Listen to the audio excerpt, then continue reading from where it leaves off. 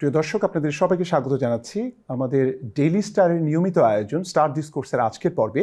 আজকের এই অনুষ্ঠানের শিরোনাম আমরা নির্ধারণ করেছি প্রশ্নবিদ্ধ গণমাধ্যমের স্বাধীনতা এবং জননিরাপত্তা দায় কার। আজকের এই অনুষ্ঠানে কথা বলবার জন্য দুজন অতিথিকে আমরা আমন্ত্রণ জানিয়েছি ভার্চুয়ালি। লন্ডন স্টুডিও থেকে তারা ভার্চুয়ালি আমাদের সঙ্গে যুক্ত হচ্ছেন।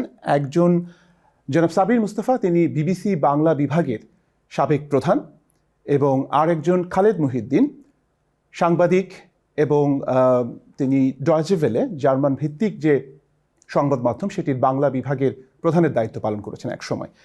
দর্শক, আপনারা জানেন যে গতকালকের ঘটনা এবং এর আগে পরে খুব সাম্প্রতিক যে ঘটনা প্রবাহ রয়েছে জননিরাপত্তাকে কেন্দ্র করে, গণমাধ্যমের স্বাধীনতা, এমনকি মত প্রকাশের স্বাধীনতা ইন এ ব্রডার সেন্স, সেই বিষয়গুলো নিয়ে পাবলিক ডোমেইনে অনেক আলোচনা হচ্ছে। তো আমরা ঘুরে ফিরে সেই বিষয়গুলো নিয়ে কথা বলবো এবং সেই ধারাবাহিকতা আমি শুরুতেই প্রশ্ন করতে চাই খালেদ মুহিউদ্দিন আপনাকে। আপনি একটা সময় প্রথম আলোতে কাজ করেছেন, আপনি পেশাদার সাংবাদিক, বাংলাদেশে এবং আন্তর্জাতিক গণমাধ্যমে কাজ করেছেন। একেবারে শুরুতেই যদি আপনার কাছে জানতে চাই যে প্রথম আলো এবং ডেইলি স্টারে যে ঘটনা ঘটেছে, ছায়ানটে যে ঘটনাটি ঘটেছে, আমাদের সিনিয়র জার্নালিস্ট নুরুল কবির, তিনি সম্পাদক পরিষদের সভাপতি, তিনি ঘটনাস্থলে যাবার পরে যে ঘটনা ঘটেছে এবং ওসমান হাদির মৃত্যুকে কেন্দ্র করে যে ধরনের আলোচনা ভেসে বেড়াচ্ছে, তাতে করে গতকালকের ঘটনা প্রবাহকে আপনি কিভাবে দেখেন যদি একটু ব্রিফলি বলেন, তারপরে বিস্তারিত আলোচনায় যাব। জনাব খালেদ মুহিউদ্দিন, একজন সাংবাদিক হিসেবে how do you feel about it? দেখেন, একটা ছেলেকে দিনে দুপুরে মাথার মধ্যে গুলি চালিয়ে মেরে ফেলা হয়েছে।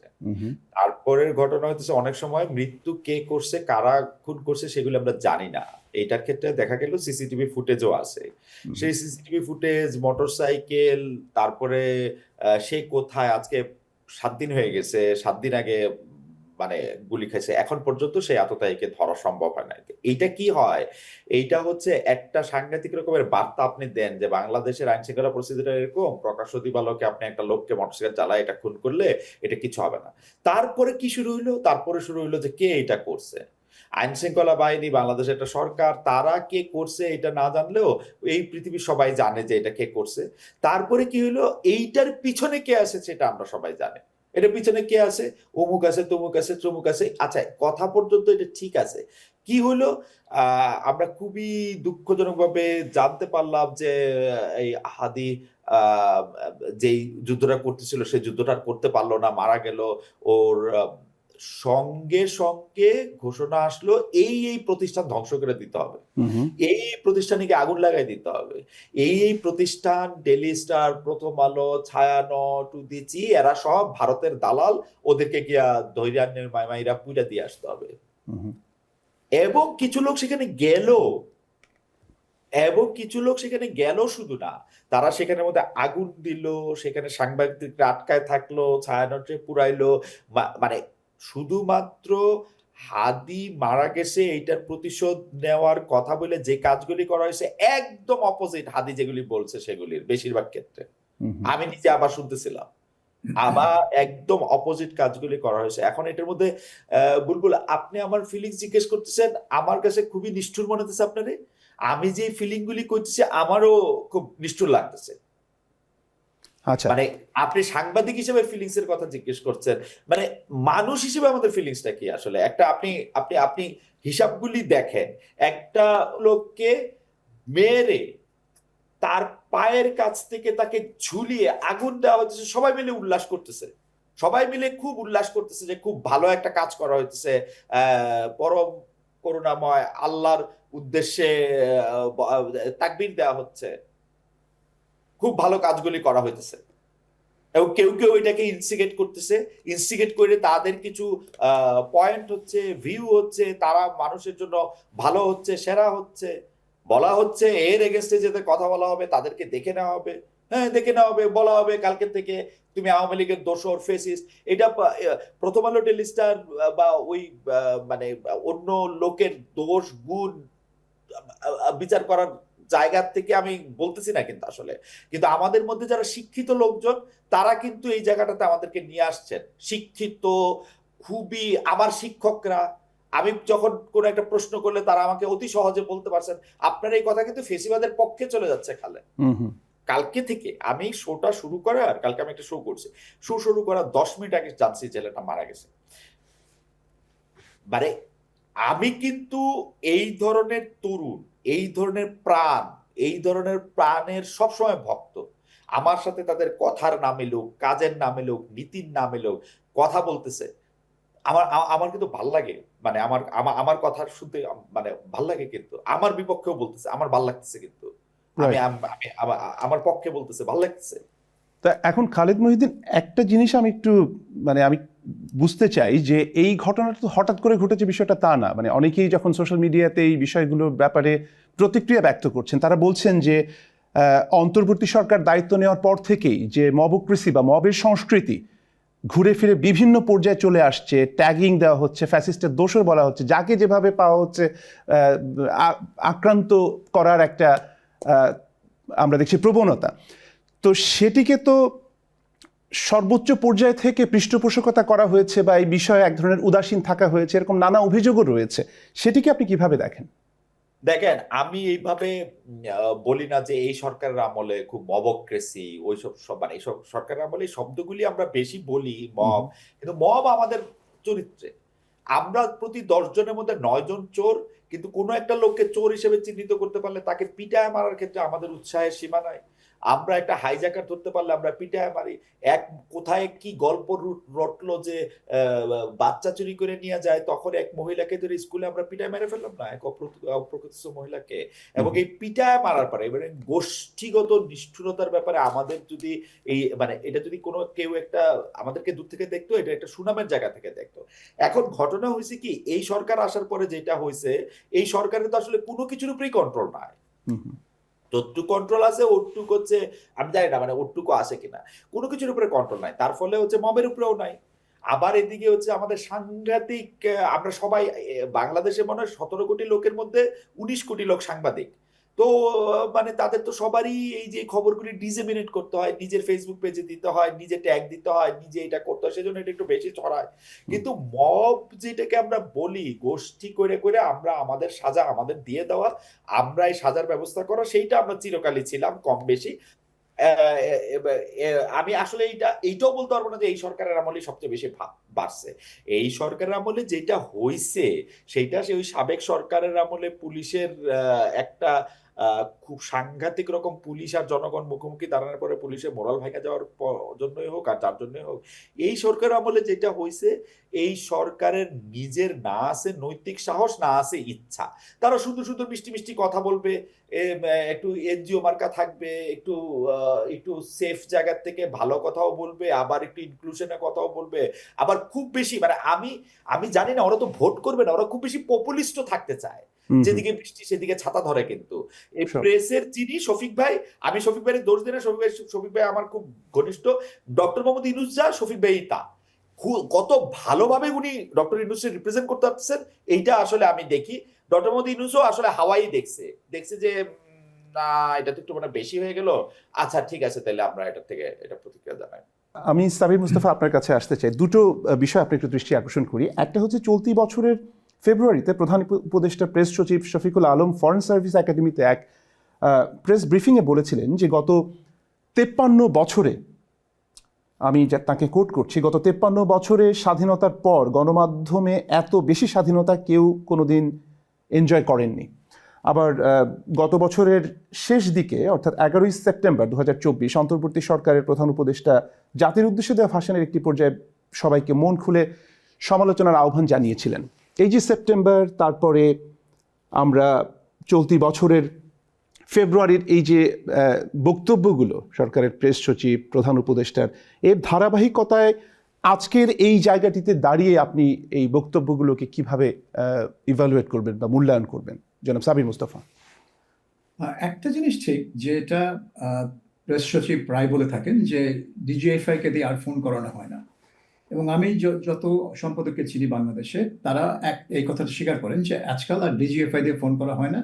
কিন্তু তার মানে এই না যে কোনো চাপ আসে না, চাপ ঠিকই আসে, কিন্তু ভিন্ন সোর্স থেকে আসে এবং ভিন্ন ধরনে আসে। কাজে তারা যে চাপ মুক্ত তা না। এবং এই যে কালকে রাতে যে ঘটনাটা ঘটলো, এইটা হচ্ছে চাপের একটা বর্তমান চরিত্রের চরম বহিঃপ্রকাশ। এই চাপের ভয়ে কিন্তু বাংলাদেশের মিডিয়া এতদিন তটস্থ হয়েছিল।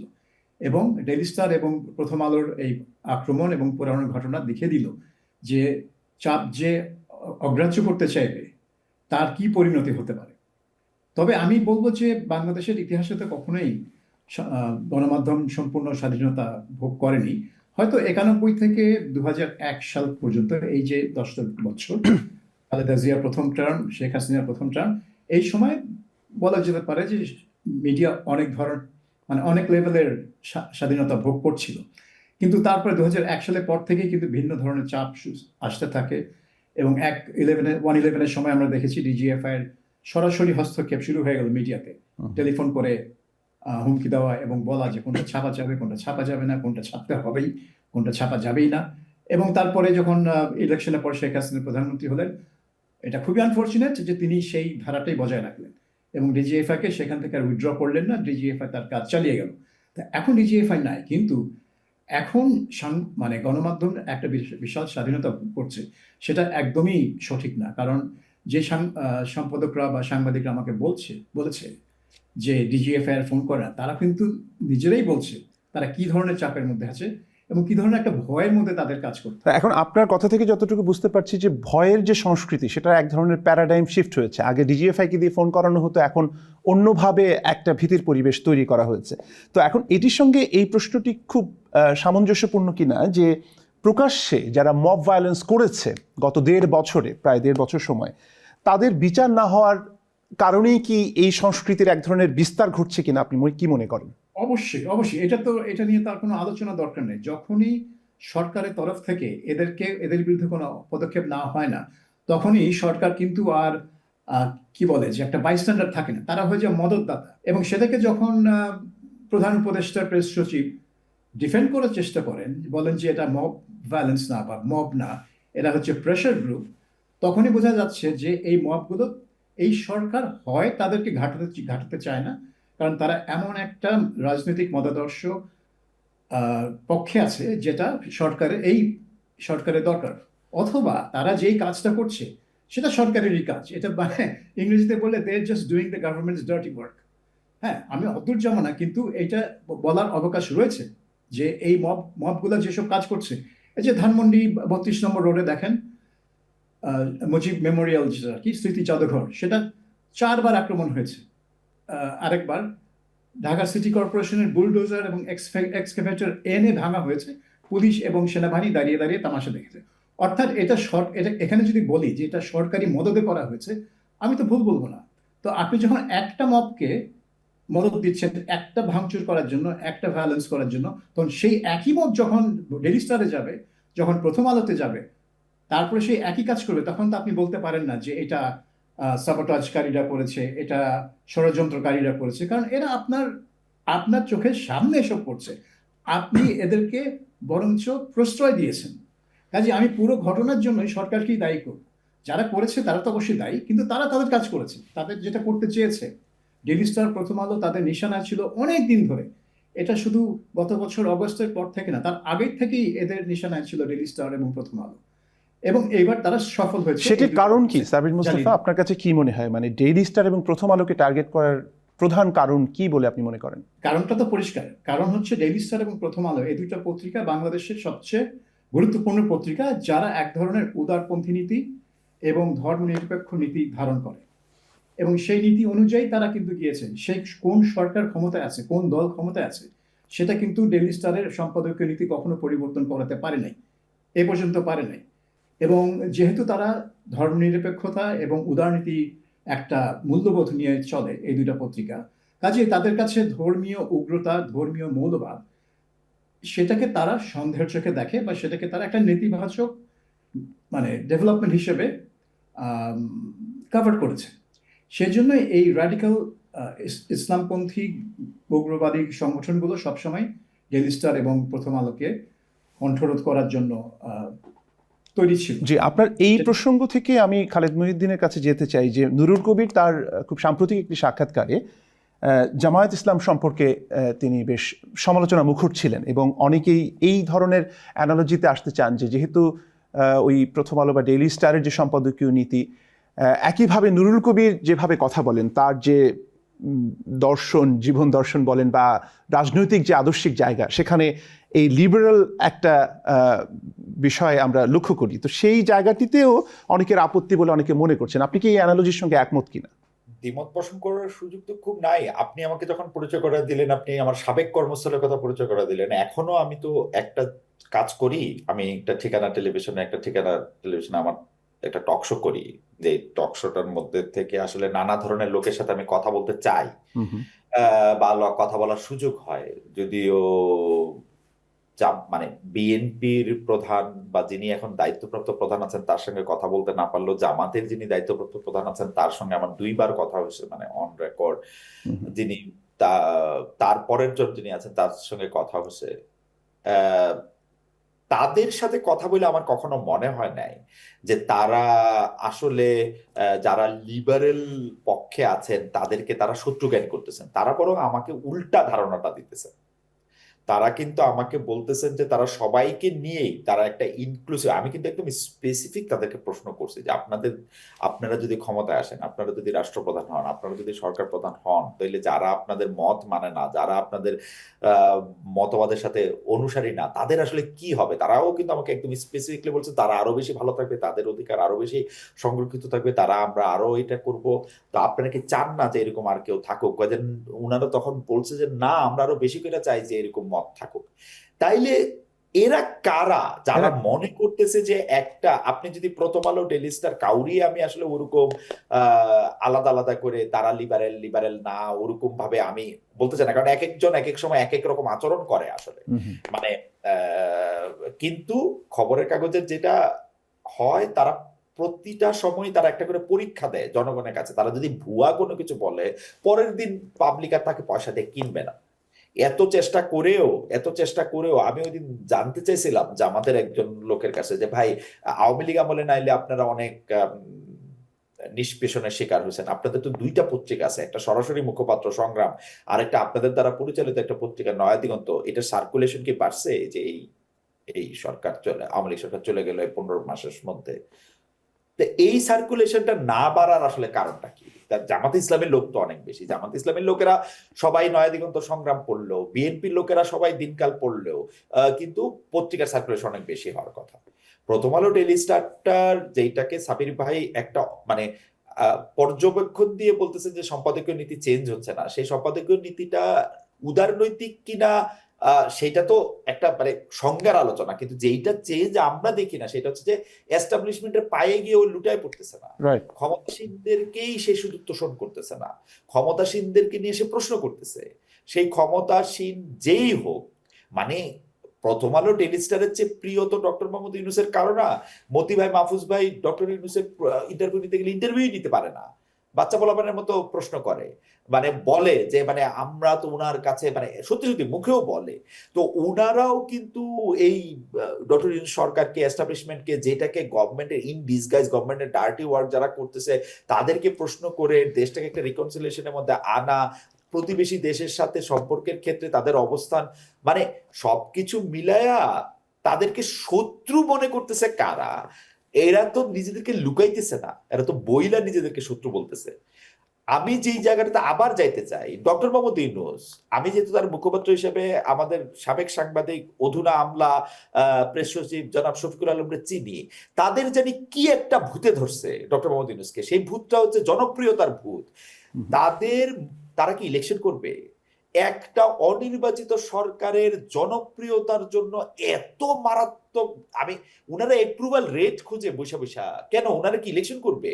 আমি তো বললাম, আমি গ্যারান্টি দিয়ে বললাম, ভবিষ্যতে আপনি আরেকটা ঘটনা আপনার কাছে খারাপ লাগুক, আপনি দেখবেন সিমিলার খারাপ আপনার কাছে শফিক সাহেবের লাগতেছে না, অর্থাৎ ইউনূস সাহেবের লাগতেছে না। ইউনূস সাহেব তো সামনে আসেন না, শফিক সাহেবের লাগতেছে না। লাগতেছে কখন? যখন দেখবেন জনমত খুব একটা ওভারওয়েলমিংলি ওটার বিরুদ্ধে গেছে, তখন শফিক সাহেবের খারাপ লাগতে শুরু করছে। শফিক সাহেবের খারাপ লাগতে শুরু করে, শফিক সাহেব কোন একটা কাজ অন্যায্য মনে করে যখন উনি দেখে অনেক লোক বা উনার এরিয়ার অনেক লোক, কালকে যদি নুরুল কবির ভাই গিয়া মাইক না খেত, আমি খানিকটা বুঝি, কালকে মাইকটা যদি নুরুল কবির ভাই গিয়া একটু হেনস্থাটা না হইতো, ঠিক যদি ঘটনাটা প্রথম আলো, ডেইলি স্টার না হইতো, ধরেন আরো অন্যভাবে তো ঘটনাগুলি ঘুরতে পারতো। এরকম ঘটনা ঘটছে না, এরকম মব হয়েছে না, শফিক ভাই খারাপ লাগছে? খারাপ লাগে নাই তো। ওই যে ওরা ওইখান থেকে বলছে বইলা বা কেউ ওইখান থেকে করছে বইলা এরকম একটা আপাতত ধোঁয়াশা মার্কা কথা বলে টইলে উনি একটা দায় সারা গোছের একটা কথা বলতো। তারপর আবার এটা একটা প্রেসার গ্রুপ, কেন এটা হয়েছে, কার্যকারণ, অনেক সুন্দর করে কথা বলেন তো বোধ। ডক্টর মোহাম্মদ ইউনূস তো আন্তর্জাতিকভাবেই সুন্দরভাবে কথা বলার জন্য খ্যাত, আর শফিক ভাইও খুব সুন্দর করে কথা বলেন। তাদের সুন্দর কথা, সুন্দর শব্দ চয়ন, সুন্দর বাক্য চয়ন দিয়ে আমরা জানতে পারতাম যে কেন এটা হয়েছে এবং কেন এটা হইতেই হইতো। এবং এইটাকে আপনারা এইভাবে দেখবেন না। আর 15 বছর কোথায় ছিলেন আপনারা কি দেখেন নাই যখন প্রতিষ্ঠানগুলি ধ্বংস হয়েছে? এবং এই যে আমার শিক্ষকদের মতো লোকেরা তখন বলতে শুরু করে, আপনার ওই তুলনা যখন আপনি করেন, এই যে সাবির ভাই তুলনা করছে, সাবির ভাইরা হয়তো বলতে পারবে না কারণ সাবির ভাইয়ের তো বন্ধু, হয়তো আমার তো শিক্ষক সরাসরি আমাকে বলে ফেলছে, কিন্তু আপনার এই তুলনা কিন্তু ফেসিবাদের পক্ষে চলে যাচ্ছে। খালেদ শিক্ষিত লোক, পিএইচডি ইউনিভার্সিটিতে পড়ায়, এই হচ্ছে না, কিন্তু খালেদ মহিউদ্দিন, আপনার গণতান্ত্রিক সংকটের সময়ে বা সাংবাদিকতার জায়গা থেকে আপনার ভূমিকা কি সেটা তো দৃশ্যমান, মানে এখানে তো সন্দেহের কোনো অবকাশ নেই। একইভাবে প্রথম আলো বা ডেইলি স্টার বা নুরুল কবির, এনারা প্রত্যেকেই তো যখনই কোনো সংকট হয়েছে তখন প্রো পিপল অ্যাপ্রোচ নিয়েই তো সাংবাদিকতাটা করেছেন। তাহলে সংকটটা কোথায় তৈরি হলো এবং কেন তৈরি হলো বলে আপনি মনে করছেন? এটা কি কিছু মানুষের উস্কানিই শুধুমাত্র, নাকি এর আরো কোনো গভীর পলিটিক্যাল রিজনিং দাঁড় করানো সম্ভব? প্রথম আলো ডেইলি স্টারের কথা আমি বলতে পারবো না, আমি আমার কথা বলি। আমাকে দিনের মধ্যে অসংখ্যবার শুনতে হয় যে 15 বছর আপনি কি করছেন। আওয়ামী লীগের আমলে তো আপনি আওয়ামী লীগের বশংবদ ছিলেন, আপনি হচ্ছেন সালমান এফ রহমানের কেশিয়ার ছিলেন, এগুলি কথা শুনতে হয়। আওয়ামী লীগের যারা সমর্থন করে তারা এরকম বলতে থাকে যে আপনারা লাল বদর, আপনারা এরকম বিদ্রোহ টিদ্রোহ করে এই সরকারে আনছেন, এই জামাত টামাত আনছেন, অমুকরে আনছেন, তমুকরে আনছেন, ইউনূস সাহেবরে আনছেন। এগুলি শুনতে হয় দুই পক্ষ থেকে, একই কথার উপর থেকে দুই পক্ষ দুই রকম। কারণ হচ্ছে মানুষ তো এই ডিজিটাল ফুটপ্রিন্টে ইচ্ছা করলে মানুষ দেখতে পারে, কিন্তু মানুষ এগুলি দেখার জন্য মানুষের কোনো আগ্রহ নাই। মানুষ বায়াসে বিশ্বাস করে, মানুষ নিজের বায়াসটারে বিশ্বাস করে, এবং তারই বায়াসটাকে যে খুব রেজ নিয়া, যে খুব অথরিটি নিয়ে, একটা পক্ষ নিয়ে একরকম ভাবে একটা কথা বলতে পারে, তার কথাই সে বিশ্বাস করে। এখন আমরা যেহেতু একরকম ভাবে পক্ষ নিয়ে কথা বলতে পারি না, এটা প্রথম আলো ডেইলি স্টারের কথাটা আমি জানবো না, এটা তো আমি তো আর প্রথম আলো ডেইলি স্টারকে ওরকম বিশ্বাস করি না। আমার কথা বলি, আমরা কিন্তু খুব উপসংহারে চলে আসতে পারি না যে এই খারাপ, এই ভালো, এইটাই করতে হবে, এইটাই ধরতে হবে। আমরা কিন্তু সময়ের সঙ্গে যাই। তার জন্য আমাদের নিয়ে, মানে আমারে নিয়ে, আমি প্লুরালও বলতে চাই না, সেজন্য হয়তো আমার নিয়ে একটা সন্দেহ তৈরি হয়। আমি বাংলাদেশে গেছি, এক লোকেরা বলছে কার পয়সায় এখন বাংলাদেশে আসলেন? সেটা কি শেখ হাসিনাকে বাঁচাতে? তিনি কি করতে চেয়েছেন? আমি শেখ হাসিনা একটা ইন্টারভিউ নিতে চাইছি, এইটারে নিয়ে হচ্ছে যে মানে আওয়ামী লীগের পক্ষ থেকে বলছে তুই হচ্ছিস 2 পয়সার ফাপরবাজ ইউটিউবার, তোকে কেন ইন্টারভিউ দিবে? আসলেই দেয় নাই। গত 7-10 বছর ধরে পিছনে ল্যাং করে ঘুরতেছি, দেয় নাই তো। তারপরে হচ্ছে তারেক সাহেবের পিছনে ঘুরতেছি গত 5 বছর ধরে, তারেক সাহেব তো ইন্টারভিউ দেয় না তো। আসলে তো মানে বড় সাংবাদিক না হলে, বড় প্রতিষ্ঠান না হলে ইন্টারভিউ তো দেয় না। তো দেয় নাই তো। আমি তো আমার আকাঙ্ক্ষাটার কথা বলছি, সেই আকাঙ্ক্ষাটার কথা বলেই কিন্তু গণশত্রুতে পরিণত হয়েছে। আমাকে দেখা নেওয়া হবে, আমি আসলে কে একই একই মেসেজ থেকে যে তারা দুইজন দুই রকম মেসেজ পাচ্ছে, এইটার কারণটা তো অবশ্যই বায়াস, কারণটা তো অবশ্যই তারা আমাদের সম্পর্কে একটা উপসংহারে পৌঁছে গেছে যে আমি আসলে জামাত বিএনপির দালাল, অথবা যে আওয়ামী লীগের দালাল সালমান এফ রহমান আমাকে পয়সা দিয়ে ডয়েচে ভেলেতে চাকরি দিয়ে রাখছিল, স্লট কিনে দিছিল, সেই জন্য আমাকে এইগুলো বলা হয়েছে, কিন্তু সত্যি সত্যি ফান না যে ডয়েচে ভেলের স্লট কিনে দিয়ে আমি ওখানে কাজ করছি। শেখ হাসিনা চলে যাওয়ার সময় শেখ হাসিনা আমাকে ডয়েচে ভেলের চাকরি থেকে ভাগাই দিয়ে গেছে, মানে বা চলে যাওয়ার পরে ভাগাই দিছে, এটাও শুনছি। আমার চাকরি চলে গেছে, এরকম শুনছি।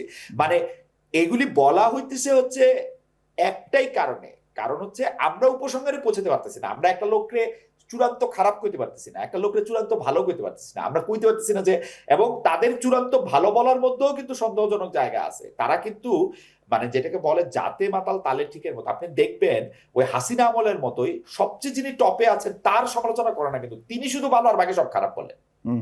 খেয়াল করে দেখেন, শুধু তিনি ভালো, তিনি বিএনপির আমল খারাপ, বিএনপির আমলে অনেক দুর্নীতি হয়েছে, বিএনপির আমলে এইটা হয়েছে, শুধু বেগম খালেদা জিয়া ভালো ছিল। রাইট, আসবো আপনার কাছে আবারও খালেদ মহিউদ্দিন। আমি সাবির মুস্তাফা আপনার কাছে যে প্রশ্নটি করতে চাই সেটি হচ্ছে যে বর্তমান যে উপদেষ্টা পরিষদ, সেখানে আমরা জানি যে অনেক হিউম্যান রাইটস অ্যাক্টিভিস্ট রয়েছেন, অনেক অধিকার নিয়ে কাজ করেন, এরকম অনেকেই রয়েছে।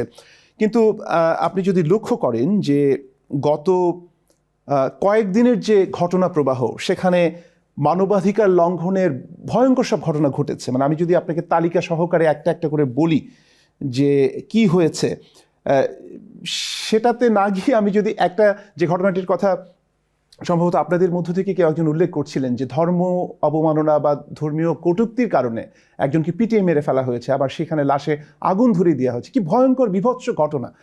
এই ঘটনা যখন ঘটে একটি রেজিমে বা একটি সরকারের সময়, হোক সেটা অন্তর্বর্তী সরকার, ওই যে মানুষগুলো যারা ইন্ডিপেন্ডেন্ট বা সিভিল সোসাইটির সদস্য হিসেবে উচ্চকিত ছিলেন, আজকাল তাদেরকে অনেকেই এই বিষয়গুলোতে কথা বলতে দেখা যায় না। এটির কারণ কি মনে করেন? মানে ক্ষমতায় গেলে কি বিষয়টার এক ধরনের পরিবর্তন ঘটে, ব্যক্তিত্ব, চিন্তা এবং ওভারঅল সমাজকে, রাষ্ট্রকে দেখার যে দৃষ্টিভঙ্গি, সেটার কি একটা পরিবর্তন হয় বলে আপনি মনে করেন? এখানে দুটো জিনিস আছে। একটা হচ্ছে যেটা অনেকেই বলে, এটা আমার শুধু ব্যক্তিগত মতামত না, যে এই উপদেষ্টা পরিষদের যারা সদস্য তারা আসলে ক্ষমতায় থাকতে চান। এবং আপনি জানেন যে এই উপদেষ্টা পরিষদের দু একজন সদস্য এমন কথাও বলেছে যে আমরা শুধু নির্বাচন করার জন্য আসিনি, আমরা এসেছি সংস্কার করার জন্য, আমরা এসেছি বিচার করার জন্য, সেটা আরো অনেক সময় লাগতে পারে। তো এক ধরনের তাদের বিভিন্ন কথাবার্তায়, তারপর তো মোহাম্মদ ইউনূস নিজেই বলেছেন, এই মেহেদী হাসানের সাথে ইন্টারভিউতে বলেছেন, এমন কথা বলেছেন যে লোকজন তাকে বলছে যে তারা তাকে 50-100 বছর ক্ষমতায় দেখতে চায়। তো এখন কোন মানে বেকুব একজন 84 বছর বয়স্ক ব্যক্তিকে আরো 100 বছর ক্ষমতায় দেখতে চায়, এটা আমি জানি না, কিন্তু এমন কথাও নাকি তাকে বলা হয়েছে। তো সেটা একটা দিক, যে এই উপদেষ্টা পরিষদের সদস্যরা আর ক্ষমতায় আরো থাকতে চান এবং তারা এমন কিছু করতে চান না যেটায় তাদের ওই সাজানো গোছানো সংসার কোনোভাবে তছনছ হোক।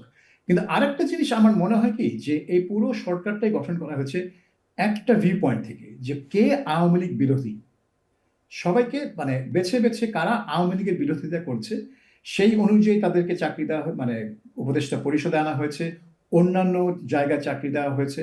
কমিশনে যেসব কমিশন গঠন করা আছে সেই কমিশনের প্রধান বা সদস্য করার ক্ষেত্রেও কিন্তু এই একটা ক্রাইটেরিয়া আমার দৃষ্টিতে ব্যবহার করা হয়েছে, কে অ্যান্টি আওয়ামী লীগ এবং কে আওয়ামী লীগের বিরোধিতা করেছে গত 10-15 বছর। এখন এইটা যদি ঠিক হয়, আমার এই ধারণাটা যদি সত্যি হয়, তাহলে উপদেষ্টা পরিষদের সদস্যদের প্রাইমারি চিন্তা হচ্ছে কিভাবে আমরা আওয়ামী লীগকে ঘায়াল করব। এক ধরনের প্রতিহিংসা পরায়ণতা এখানে কাজ করেছে। সো তাদের টার্গেট হচ্ছে আওয়ামী লীগ, যাতে আওয়ামী লীগকে যারা আছে তাদেরকে কিভাবে আমরা শাস্তি দিব। দ্বিতীয়ত হচ্ছে এই আওয়ামী লীগের জুজু দেখিয়ে কিভাবে মানে আমরা আরো দিন আমাদের এজেন্ডাটা পার্সু করতে পারবো। সেজন্য দেখেন কিছু মানে রাজনৈতিক কোনো সংকট হলেই প্রফেসর ইউনূস কিন্তু এই বিভিন্ন দলকে ডেকে একটা মিটিং করেন, মিটিং করার পর সবাই একসাথে ছবি তুলে বলেন যে ফ্যাসিবাদের বিরুদ্ধে আমরা ঐক্যবদ্ধ আছি। তো সব সময় কিন্তু একই জিনিস দেখি, যে ফ্যাসিবাদের বিরুদ্ধে আমরা ঐক্যবদ্ধ আছি।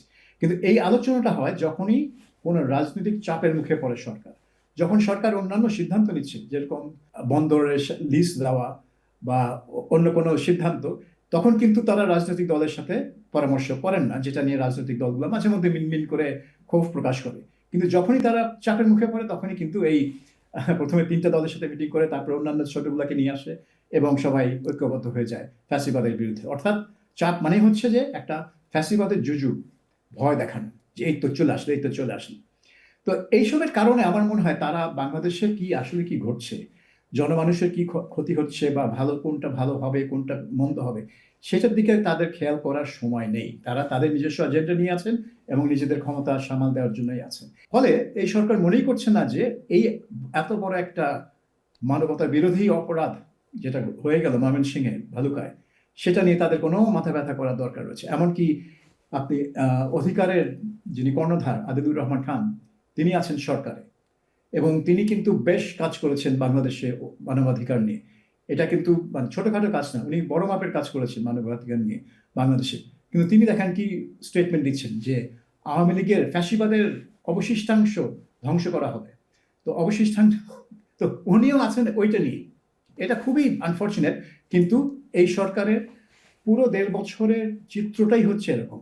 সাবির মুস্তফা, মানে আমার যেটা জানার খুব ইচ্ছা, এবং আমার মনে হয় যে দর্শকদের মধ্যে অনেকেই হয়তো এইভাবেই চিন্তা করছেন যে আসলে হোয়াট ওয়েন্ট রং, মানে এই যে জুলাইয়ের একটা অ্যাসপিরেশন, জুলাইয়ের একটা স্পিরিট, সেখানে ওসমান হাদির মতো একজন নেতা তৈরি হয়েছে, বা এরকম অসংখ্য নেতা তৈরি হয়েছে তরুণদের মধ্যে, যাদেরকে নিয়ে আমরা আশাবাদী হচ্ছিলাম, এবং তাদের জীবনের নিরাপত্তা আমরা দিতে পারছি না, এমন একটি রাষ্ট্রে আমরা বাস করছি।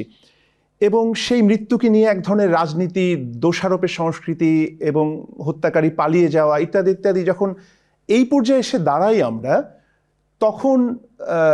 তখনও প্রতিনিয়তই অন্তর্বর্তী সরকারের সফলতার গল্প আমাদেরকে শুনতে হয়। তারা বিনিয়োগ এনেছেন, এটি করেছেন, ওটি করেছেন, কিন্তু এখানে যে মানুষের জীবনের নিরাপত্তা নেই এবং যে নির্বাচনকে সামনে রেখে আমরা স্বপ্ন দেখছি যে গণতন্ত্র একটা রূপান্তরিত অবস্থায় একটা ইতিবাচক ধারায় প্রবেশ করবে, সেই জায়গাটিতে একটা ছোট্ট পরিসংখ্যান আপনার সামনে তুলে দিয়ে প্রশ্নটা করতে চাই যে 2026 সালের নির্বাচনকালীন সময়ে 76% সাংবাদিক শারীরিকভাবে হামলার শিকার হতে পারেন বলে আশঙ্কা করছেন এবং 50% নারী সাংবাদিক যৌন হয়রানির ভয় পাচ্ছেন।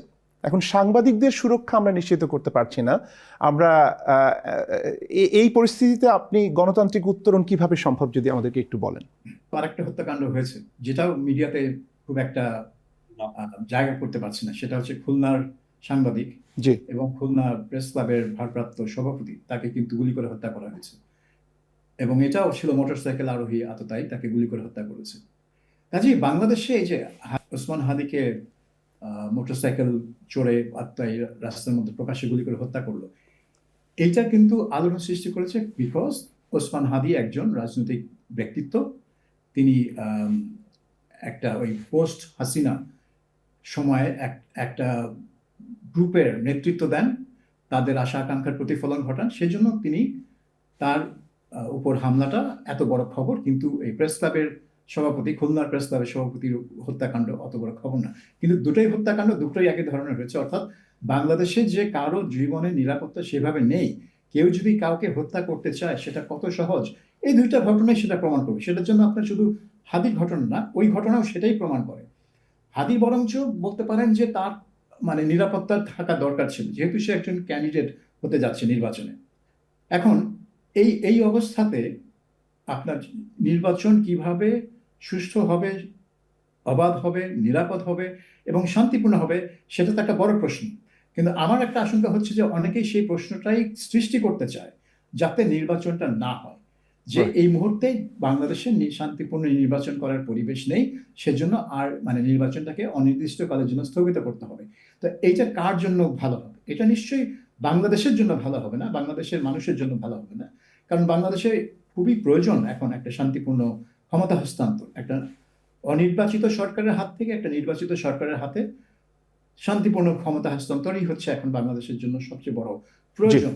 তো এখন আমার আরেকটা প্রশ্ন জাগতে পারে যে সরকার কি ইচ্ছা করে এটা করছে যাতে তাকে নির্বাচন করতে না হয়, যাতে সে আরো দীর্ঘদিন ক্ষমতায় থাকতে পারে? কারণ তার যে এজেন্ডা নিয়ে তারা এগোচ্ছে, হয়তো সেই এজেন্ডা এখনো পুরোপুরি ফুলফিল হয়নি, আর সময় তাদের দরকার। এগুলো নিয়ে নানান প্রশ্ন উঠবে। এখন ব্যাপার হচ্ছে যে বাংলাদেশে যে খুনাখুনি হয়নি সেটা তো এমন না, বাংলাদেশে নানান ঝামেলার মধ্যে দিয়ে নির্বাচন হয় এবং সেখানে পুলিশ একটা বড় ভূমিকা পালন করে। আমি 2008 সাল এবং আগের কথা বলছি, আমি এই গত তিনটা নির্বাচনের কথা বাদ দিলাম। সো নির্বাচন যেমন ভাবে হোক একটা নির্বাচন করতে হয় এবং নির্বাচন করতে হবে এই সরকারকে, সেটা যেভাবেই হোক নিরাপত্তা দিয়ে করতে হবে। তারা নমিনেশন পেপার ফাইল করতে গিয়ে হেনস্থার মুখে পড়বে কিনা, তারপরে আওয়ামী লীগের যদি কোনো সমর্থক আপনার স্বতন্ত্র হিসেবে দাঁড়াতে চায়, স্বতন্ত্র হিসেবে যদি সে তার নমিনেশন পেপার সাবমিট করতে যায়, সে আক্রমণের সম্মুখীন হবে কিনা, এইগুলো যদি আপনি এই লেভেলে যদি আপনি নিরাপত্তা নিশ্চিত না করতে পারেন, তাহলে নির্বাচনটা অবশ্যই অবাধ এবং নিরপেক্ষ তো বাদ দিলাম, অবাধ এবং সুষ্ঠু হবে না। নিশ্চয়ই আসবো আপনার কাছে। জনাব খালেদ মহিউদ্দিন, আমরা দেখতে পাচ্ছি যে এই প্রথম আলোর সামনে আজকে একটা ডেমনস্ট্রেশন হয়েছে, সেখানে সম্পাদক মতিউর রহমান থেকে শুরু করে সাংবাদিকরা প্রায় সবাই ছিলেন। সাজ্জাদ শরীফ তিনি প্রথম আলোর হয়ে একটা ছোট্ট স্টেটমেন্ট দিয়েছেন, সেটার কয়েকটা বিষয় আমার কাছে খুবই সিগনিফিক্যান্ট মনে হয়েছে। তিনি বলেছেন যে এটি তো অবশ্যই স্বাধীন সাংবাদিকতার উপর একটি আক্রমণ যেটি হয়েছে প্রথম আলো বা ডেইলি স্টারের উপরে, কিন্তু সেখানে তিনি একটি জায়গায় বলছেন যে নির্বাচন যাতে না হয় বা নির্বাচন বানচাল করার একটি ষড়যন্ত্র হতে পারে। আপনার কাছে কি মনে হয় যে এই সমস্ত আয়োজনের পেছনে নির্বাচন পিছিয়ে দেওয়া বা নির্বাচন না হওয়ার একটা যোগসূত্র থাকতে পারে? না, যোগসূত্র তো কত কিছুরই থাকতে পারে, মানে কারণ প্রতিটা কাজই সন্দেহ করার মতো।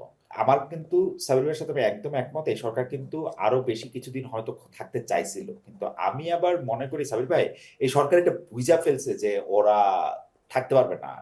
তার ফলে কি হয়েছে, চালাক চতুর লোক তো সব, ওরা ইলেকশন না হইলেও ওরা আর কয়েকজনের খুঁজে বাইর করে ওদেরকে দিয়ে ওরা চলে যাবে।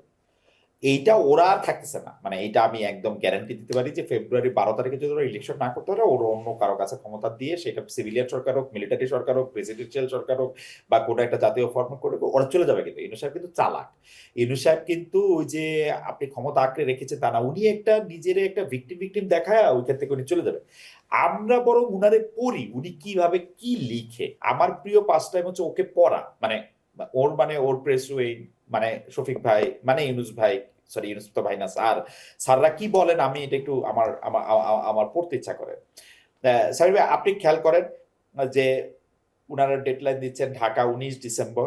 সরকারের পক্ষ থেকে বাংলাদেশের সকল নাগরিককে আহ্বান জানানো হচ্ছে কয়েকজন বিচ্ছিন্ন উগ্র গোষ্ঠীর দ্বারা সংগঠিত সকল প্রকার সহিংসতার বিরুদ্ধে দৃঢ়তার সাথে সতর্ক থাকুন। সাবির ভাই, আমি আপনার শরণাপন্ন হই কয়েকটা জিনিস থেকে। সরকারের পক্ষ থেকে বাংলাদেশের সকল নাগরিককে, মানে অতটা তো প্রকাশও করে না, তারপরও এটা সকল লাগাই দিচ্ছে কেন, বাংলাদেশের নাগরিকদের বললেও হইতো, আবার এটা সকল নাগরিকদের কেন এটা বলতেছে। আহ্বান জানাচ্ছে, দেখেন বিচ্ছিন্ন উগ্র গোষ্ঠী, সেটিকে কয়েকটি না বলে আবার কয়েকজন বলতেছে। আমার মনে হয় যে এগুলি গ্রামাটিক্যাল ভুল না, ওরা অনেক কিছু কভার করতে চাইতেছে। আমি ওদেরকে খুব মানে মনে করি, দ্বারা সংগঠিত কয়েকজন বিচ্ছিন্ন উগ্র গোষ্ঠীর দ্বারা সংগঠিত সকল প্রকার সহিংসতার বিরুদ্ধে দৃঢ়তার সাথে কি করবেন, অন্য সময় শুনি যে প্রতিহত করুন, এইটা আছে দৃঢ়তার সঙ্গে সতর্ক থাকুন। সতর্ক থাকতে দৃঢ়তার সঙ্গে সতর্ক থাকাটা মানে থেকে আমি জানি না এটা। তারপরে আবার দেখেন পরের লাইনেই আছে, আমি আসলেই সাবির ভাই সাহায্য চাইবো, যে আমি তো পড়তে পারি না, মানে সাবির ভাই তো সবসময় পাই না, আমরা আসতে বললে সাবির ভাই আসে না। এখন সাবির ভাইরে পাইছি, সাবির ভাই কোনদিন ডাকেন নাই। সাহায্য করতে বলি। সাবির ভাই সেকেন্ড অনুচ্ছেদ প্যারাগ্রাফটা দেখেন। আমরা আমরা মানে আমি ধরে নিলাম সরকার সহিংসতা, ভীতি প্রদর্শন, অগ্নিসংযোগ এবং জানমাল ধ্বংসের সকল কর্মকাণ্ডকে দৃঢ়ভাবে ও দ্ব্যর্থহীনভাবে নিন্দা জানায়। মানে একটা আছে হচ্ছে সে দৃঢ়ভাবে নিন্দা জানায়, আরেকটা আছে আবার এটার মধ্যে একটা ও আছে, ও দ্ব্যর্থহীনভাবে, মানে আপনি এই শব্দগুলিতে বুঝতে পারেন স্যার, আপনি you are in this business for last 50 years I guess. আপনি মানে কেন ওরা এই শব্দ ব্যবহার করছে, এগুলি কিন্তু কারণ আছে, মানে যতই খ্যাত শোনাক এগুলির কিন্তু কারণ আছে। কারণ অন্ততপক্ষে দুইজন তোকে বলছে যে এত দৃঢ়ভাবে কি লিখবা, এক কাজ করো একটু তারপর আবার মনে হয় এটা গবেষণা করে ঠিক করছে, না ঠিক আছে দ্ব্যর্থহীন ভাবে, আবার মানে পুরোপুরি দ্ব্যর্থহীন না, এটার মধ্যে আবার এটা ভাবে আছে। আপনি দেখেন যে মানে এগুলি আমার কাছে মনে হয় না ওরা বাংলা কম জানে দেখে এগুলি করতেছে, ওরা ইচ্ছা করে করে এগুলি করতেছে, মানে মেসেজটা দিচ্ছে। লাস্ট আমি আপনাকে আর বোর করতেছি না, কিন্তু আপনার আমি শোনাইতেছি, আপনি পড়েন, মানে ইন্টারেস্টিং, মানে আপনার পড়া, মানে আপনার কাছে বিচার দেওয়া ছাড়া তো আর বিচার দেওয়ার আর উপায় নাই। দেশের ইতিহাসের এই সংকটময় সময়, ও বাই দ্য ওয়ে একটু বলে রাখি, সাবির ভাই হচ্ছে, সাবির ভাইয়ের বাবাও আমার শিক্ষক, মাও আমার শিক্ষক, তো সুতরাং মানে আমার সেই জায়গা আছে আর কি। সাবির ভাই তো পেশায় অগ্রবর্তী জন বটেই। দেশের ইতিহাসের, উনি বলতেছেন দেশের ইতিহাসের এই সংকটময় সময়ে আমরা একটি ঐতিহাসিক, মানে দেখেন ইতিহাস হচ্ছে ওনার প্রিয় শব্দ, কারণ তিনি ইতিহাসের অংশ হয়ে গেছেন, সেজন্য ইতিহাস বারবার স্মরণ করে দিতে হবে।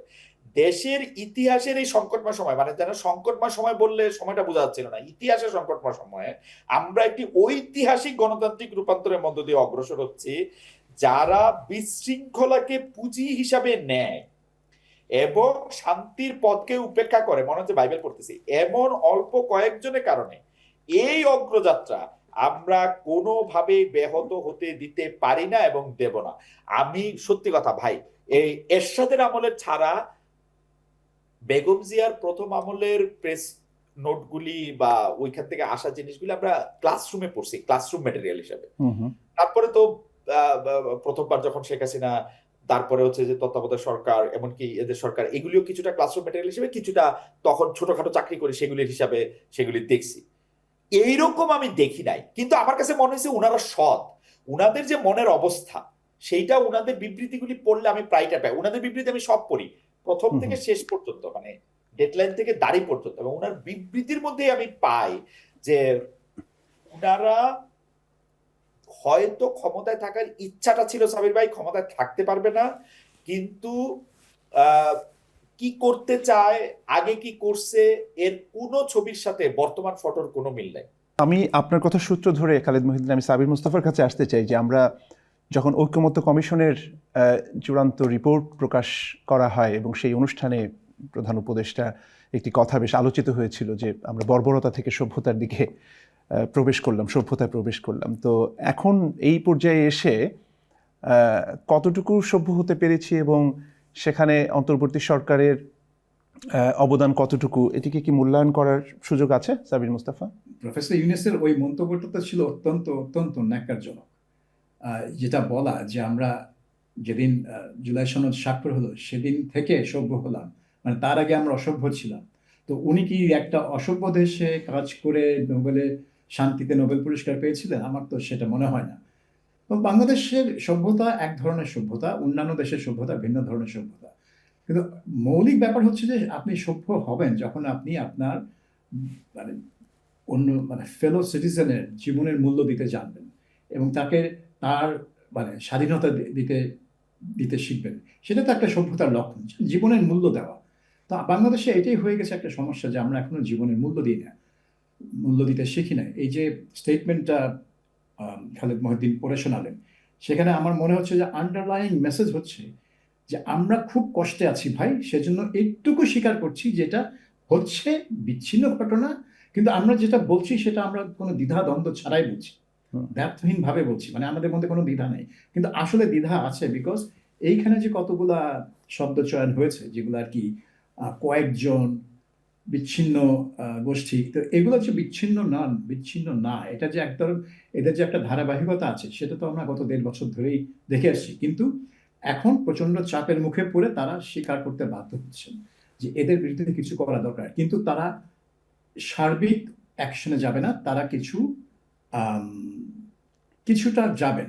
কিন্তু আমার একটা সন্দেহ হচ্ছে ওই ডেভিল হান্ট 2 যেটা স্বরাষ্ট্র উপদেষ্টা অলরেডি লঞ্চ করেছেন এবং তার টার্গেট হচ্ছে যে যেখানে আওয়ামী লীগের পাবা ধরো, মামলা টামলা আছে কিনা সেটা মুখ্য বিষয় না, তো এটা আবার ওই ডেভিল হান্ট 2 এর মধ্যে ঢোকা দেওয়া হবে কিনা সেটা আরেকটা বিষয়। কিন্তু সভ্যতার কথা যদি আমি ফিরে যাই, বুলবুল, এটা তো বলাই বাহুল্য যে তিনি তার কর্মকে প্রফেসর ইউনূস অনেক ফুলিয়ে ফাঁপে দেখার চেষ্টা করেন এবং সেখানে সহায়তা করে হচ্ছে তার প্রেস উইং, কারণ তাদের কাজই হচ্ছে প্রপাগান্ডা এন্ড অপটিক্স। এই সরকারের একটা বৈশিষ্ট্য হচ্ছে প্রপাগান্ডা এবং অপটিক্স। ওসমান হাদি গুলি খাওয়ার পর যে বিডার চেয়ারম্যান আশিক চৌধুরী তিনি কি করলেন, তিনি একজন স্কাই ডাইভার। তো 16 ডিসেম্বরে স্কাই ডাইভিং হবে, 54 জন প্যারাশুটিস্ট স্কাই ডাইভ করবে, তিনি হাদির ছবি তার হেলমেটে লাগালেন। এটা কি? এটা হচ্ছে যে একটা মর্মান্তিক ঘটনাকে একটা চিপ পলিটিক্যাল পয়েন্ট স্কোরিং এর জন্য অ্যাবিউজ করা, আমি ইউজও বলবো না, এটা অ্যাবিউজ করা, এইটা আশিক চৌধুরী করেছেন। কিন্তু এই সরকার এই ধরনের কাজই করে, অপটিক্স, তারা অপটিক্স দেখাতে চান এবং এটা থেকে কিছু প্রপাগান্ডা পয়েন্টস তারা স্কোর করতে চান। এবং প্রফেসর ইউনূসের সব ভাষণেই কিন্তু এই ধরনের অনেক লফটি গোলস, লফটি স্টেটমেন্ট পাওয়া যাবে যে তিনি কি অ্যাচিভ করে ফেলবেন, দেশ কি অ্যাচিভ করে ফেলবে যদি তারা তার কথা অনুসরণ করেন। তো ওই সভ্যতার বিষয়টা ছিল ওই একটা, তিনি ভেবেছিলেন হয়তো যে এইটা বলে তিনি জুলাই সনদকে এক ধরনের একটা কি বলবো, একটা পবিত্র দলিলের উন্নীত করতে পারে, কিন্তু আসলে তো সেটা পবিত্র দলিল না, এটা একটা রাজনৈতিক দলিল। জনাব সাবির মুস্তাফা আছে, কালকে নাও থাকতে পারে। জি, আমরা অনুষ্ঠানের একেবারে শেষ পর্যায়ে দুজনের কাছে আমার ছোট্ট একটি প্রশ্ন, আমি জানি না উত্তরটা সংক্ষেপে দেওয়ার সুযোগ আছে কিনা, সেটা হচ্ছে যে আমরা আওয়ামী লীগের যে কর্তৃত্ববাদী শাসন, আওয়ামী রেজিমের বিশেষ করে গত যে 16 বছরের একটা বিরাট অংশ জুড়ে দেখেছি যে বাংলাদেশে যে কোনো ঘটনা ঘটেছে যেটা নেতিবাচক, সেটির দায় খুব সরাসরি বিএনপি জামাতের উপরে চাপিয়ে দেওয়ার একটা রেটরিক তৈরি করা হয়েছে, পলিটিক্যাল রেটরিক।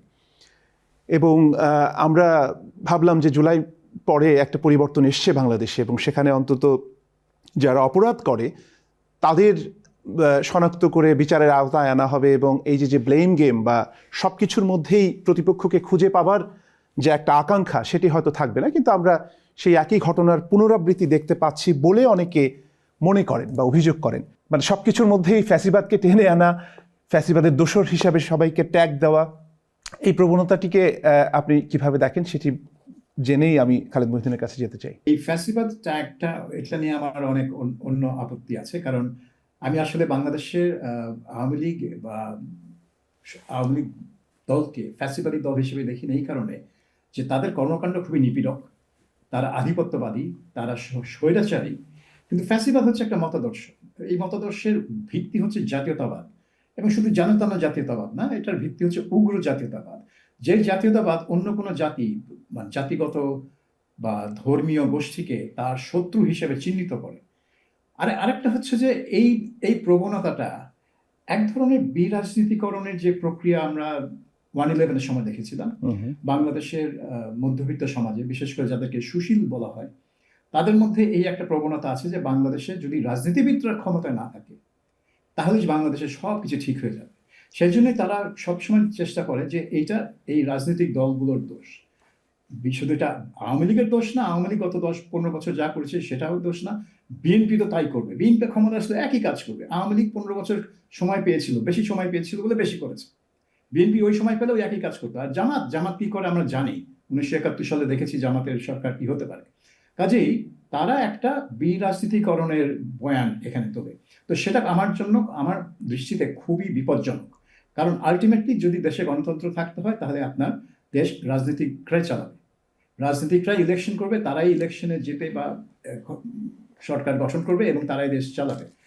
সেখানে যেটা এনশিওর করতে হবে যে আইনের শাসন, যেখানে আপনার যেসব ভুল ত্রুটি হয়, দুর্নীতি হয়, সেগুলা যাতে বিচারের মুখে আসে। সেটা আরেকটা দীর্ঘ প্রক্রিয়া, কিন্তু সেটার জন্য আপনি দেশকে বিরাজনীতিকরণ করতে পারেন না। কিন্তু আমার মনে হয় এই বয়ানটা ওই কারণেই হয়, বিরাজনীতিকরণের লক্ষ্যে। ধন্যবাদ। আমি খালেদ মহিউদ্দিন আপনার কনক্লুডিং রিমার্কের জন্য আসবো। আপনি নিজেও অনুষ্ঠান করেছেন আনিস আলমগীরের গ্রেফতার এবং একটা ভয়ের সংস্কৃতি তৈরি করা। এর আগেও আমরা দেখেছি যে হত্যার অভিযোগে 4 জন সাংবাদিককে গ্রেফতার করা হয়েছে এবং গণমাধ্যমের স্বাধীনতা স্বাভাবিকভাবেই প্রশ্নবিদ্ধ হয়েছে এবং এক ধরনের ভয় সংস্কৃতি তৈরি করবার জন্যই এটি করা হচ্ছে বলে অনেক আন্তর্জাতিক যারা রাইটস অর্গানাইজেশন তারা এই কথাগুলোকে বলছেন, এগুলোকে অভিযোগ আকারে উত্থাপন করছেন। আপনার কনক্লুডিং রিমার্ক গণমাধ্যমের স্বাধীনতা এবং জননিরাপত্তা বিষয়। শেখ হাসিনার বিরুদ্ধে আমাদের সবচেয়ে বড় অভিযোগটা ছিল হচ্ছে, মানে সংজ্ঞায় আপনি ফেসিবাদ বললেন না কি বললেন না বললেন সেগুলোর মধ্যে যদি না যায়, আমাদের সবচেয়ে বড় অভিযোগ ছিল তিনি প্রতিষ্ঠানগুলি ধ্বংস করছেন। এই সাবির ভাই নিজেও যখন বিবিসির প্রধান বা বিবিসি বাংলার প্রধান ছিলেন শতবার দেখাইতে চেষ্টা করছেন যে যদি কোনো একটা দেশে বিচার বিভাগের স্বাধীনতা না থাকে, কোনো একটা দেশ যদি আমলারা তাদের সাথে কাজ না করতে পারে, পুলিশ বাহিনী যদি স্বাধীনভাবে কাজ না করতে পারে, কোনো কারণে যদি নির্বাচন কমিশনকে আসলে সরকারের মুখাপেক্ষি হয়ে থাকতে হয়, এই যে প্রতিষ্ঠানগুলি যখন ধ্বংস হয় তখন একটা অপূরণীয় ক্ষতি হয়ে যায়। কিন্তু তো শেখ হাসিনা প্রতিষ্ঠানগুলি ধ্বংস করছে, এটা সবচেয়ে আমার মতো সাধারণ লোকও বুঝছে, সাবির ভাইয়ের মতো ভালো লোকও বলছে, সবাই বুঝছে। কিন্তু ইউনূস সাহেব তো আরো অনেক বেশি জানাশোনা বয়স্ক লোক, উনি তো আরো বেশি করে ভালো বুঝছে। তাহলে উনি কি করবেন? প্রতিষ্ঠানগুলিকে আবার ঠিক করবেন। তো প্রতিষ্ঠানগুলি ঠিক করতে হইলে তো উনার আমরা সাধারণ মানুষের কাছে জানতে চাইবো যে ভাই বিচার বিভাগ কি এখন ঠিক হয়েছে? না, বিচার বিভাগ এখন ঠিক হয় না ভাই, আগে ওরকম ছিল এখন এরকম হয়েছে। তাহলে কি হইলো? পুলিশ বিভাগ এখন ঠিক হয়েছে? না, পুলিশ বিভাগের মোরাল ঠিক নাই। তাহলে ভাই আমলারা কি এখন ঠিক হয়েছে? না, আমলারা এখন অন্যভাবে জিনিসটা করতেছে। তাহলে মানে মানে আমরা যে শেখ হাসিনার আমল থেকে আরেকটা আমলের মধ্যে উত্তরণ ঘটবো, যেখানে আমরা প্রতিষ্ঠানগুলিকে ঠিক করতে চেষ্টা করব। ঠিক আছে, আমি মানলাম ভাঙতে যত সময় লাগে গড়তে বা নতুন করে তৈরি করতে তার চেয়ে একটু বেশি সময় লাগে। তো বেশি সময়টা কতদিন? 15 বছর, 17 বছর, 1.5 বছরের মধ্যে আপনি অগ্রগতিটা কতটুকু করছেন? কিছু হইলে বাংলাদেশ ব্যাংক দেখান। বাংলাদেশ ব্যাংকের গভর্নরের যখন আমি 2024-এর সেপ্টেম্বরে ইন্টারভিউ করছি, অগাস্টে 5-এ শেখ হাসিনা গেছে, জিজ্ঞেস করছি যে আপনার এখানে রিজার্ভ কতখানি আছে, উনি বলছেন $20 বিলিয়ন আছে।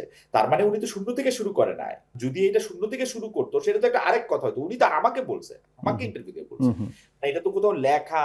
আমি কোন একটা কথা ফিনান্সিয়াল কথা বলে আমি বুঝি নাই, ব্যাপারটা তো এরকম না। তাহলে প্রধান প্রবলেমটা কি ছিল? টাকা পাচার করতেছিল, দুর্নীতি করতেছিল, এই যে এইগুলিকে কি বলে, প্রতিষ্ঠানগুলির ধ্বংস করছে। বিচার বিভাগকে আসলে একদম পা থেকে মাথা পর্যন্ত বিচার বিভাগকে ধ্বংস করছে। তাহলে বিচার বিভাগ এখন তো আপনি ঠিক করেন। এখন কি মানুষের মনে বিচার বিভাগের উপর অনেক আস্থা আসছে? আমি খালি মনে করি ভাই, গণতন্ত্র, ওই বড় বড় গলায় অধিকার এন তেন এগুলি কথা আপনি বলা বাদ দেন। ওই আপনি খালি বিচার বিভাগকে ঠিক করেন, নিজে আইসা বলেন। আপনি কিন্তু ডক্টর মোহাম্মদ ইউনূস, আপনি কিন্তু সবচেয়ে বড় সাফারার। আপনি সাক্ষ্য দিতে গেছেন এই শেখ হাসিনা কেমন জানি একটা মহিলা বিদ্যুৎ বন্ধ করে দিছে, হাইটা উঠতে হয়েছে বয়স্ক লোকটাকে। মানে এগুলি তো আমাদের নিজের চোখে দেখা। এইসব কাজকর্ম কিন্তু করছে, মানে টুপ করে ফেলে দাও, চুবায় আনো, এই করো সেই করো, মানে যা মুখ দিয়ে আসছে তাই বলছে। বেগম জিয়ার নামে যা মুখে আসছে তাই বলছে। এখন কিন্তু আবার বলে না। শেখ হাসিনা কিন্তু অনেক চালাক, সবার বিরুদ্ধে কথা বলে। এখন কিন্তু বেগম জিয়া বা তারেক সাহেবের এগেইনস্টে কথা বলে না, কিন্তু এখন শুধু ইউনূস সাহেবের এগেইনস্টে বলে।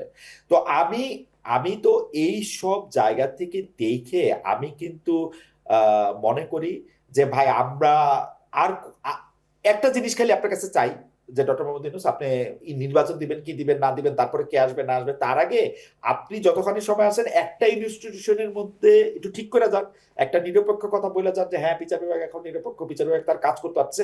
আর এত অজুহাত দিয়ে না, এত ভিকটিম রোল প্লে করেন না।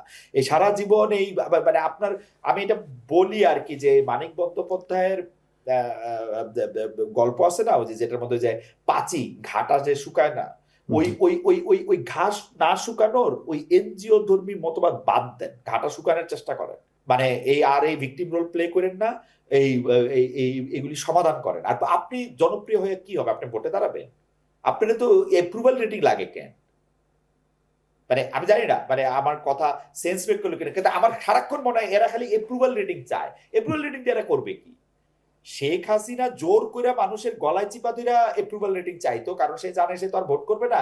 অ্যাপ্রুভাল রেটিং দিয়েই তার কয়েক বছর থাকতে হবে। তার কি অবস্থা? তারও সেও অ্যাপ্রুভাল রেটিং চায় কেন? কয়দিন পরে পরে আইসা 70% 72% গল্প শুনি, এগুলি কেন? মানে আমরা সাধারণ নাগরিক, আমাদের সাধারণ আবেদন, আমাদেরটা শোনেন ভাই, আমাদের বিচার বিভাগ ঠিক করেন যে এই বিচার বিভাগের কাছে আমরা যদি কোনো বিচার চাইতে চাই, তাহলে যেন বিচারটা চাইতে পারি। আমরা গ্রেফতার করে নিয়ে যাবেন এটা আমরা জানি, রিমান্ড মঞ্জুর করবেন তাও আমরা জানি, ফাইনালি কি আমরা একটা বিচার পাবো এটাও আমাদেরকে একটু জানান, তাহলে তো হইলো।